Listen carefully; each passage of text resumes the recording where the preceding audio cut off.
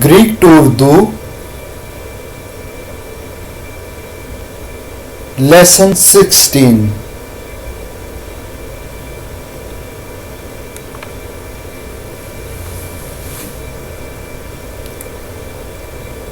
Ήταν οι σημειώσεις που κρατούσα σχετικά με το τελευταίο μας βιβλίο.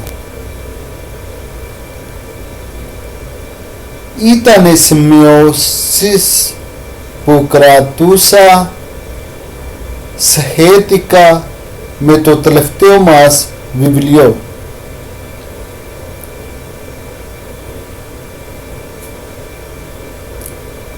Ήταν οι σημειώσεις που κρατούσα σχετικά με το τελευταίο μας βιβλίο.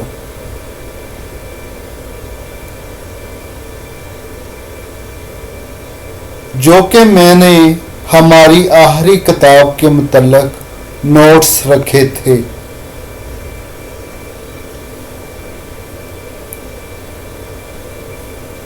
जो कि मैंने हमारी आखिरी किताब के मुतल्लिक़ नोट्स रखे थे।